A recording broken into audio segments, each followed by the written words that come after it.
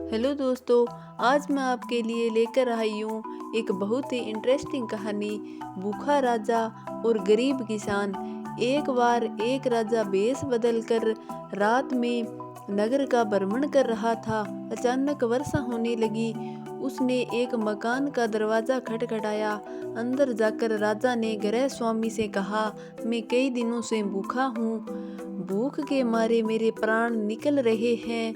जो कुछ हो मुझे तुरंत खाने को दे दो। गृह स्वामी समय अपनी पत्नी व बच्चे सहित 3 दिन से भूखा था। घर में अन्न का एक दाना तक न था। वह बड़े धर्म संकट में पड़ गया। उसे समझ नहीं आ रहा था कि वह अपने भूखे अतिथि को कहाँ से भोजन कराए।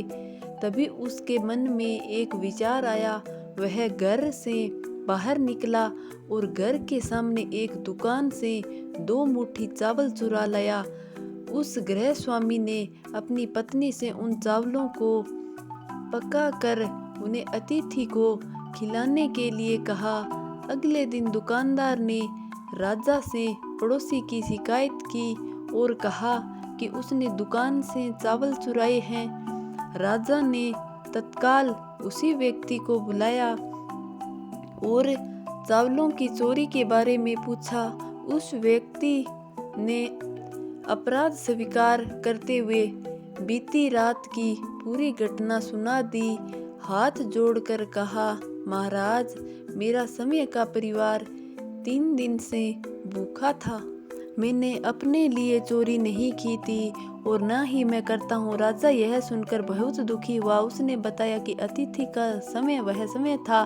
फिर उसने उस दुकानदार को बुलाया और पूछा कि क्या उसने अपनी दुकान से पड़ोसी को रात में चावल चुराते हुए देखा था।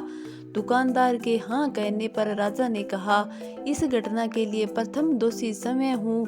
दूसरा दोषी दुकानदार है जिसने रात में पड़ोसी को चावल चुराते देख लिया। तुरंत 3 दिन तक पड़ोसी को परिवार सहित भूखा रहने नहीं देखा, इसलिए उसका पड़ोस धर्म नहीं निभाया। राजा ने उस दुकानदार को जाने के लिए कहा और उस गृह स्वामी अतिथि निष्ठा भाव से प्रसन्न होकर 1000 सोने की अपास्थि उसे ईमान में दी। शिक्षा। दोस्तों, इस कहानी से हमें यह शिक्षा मिलती है कि हमें अतिथि का सम्मान करना चाहिए और देखा जाए तो हमें ग्रंथों में लिखा है कि अतिथि परम धर्मों का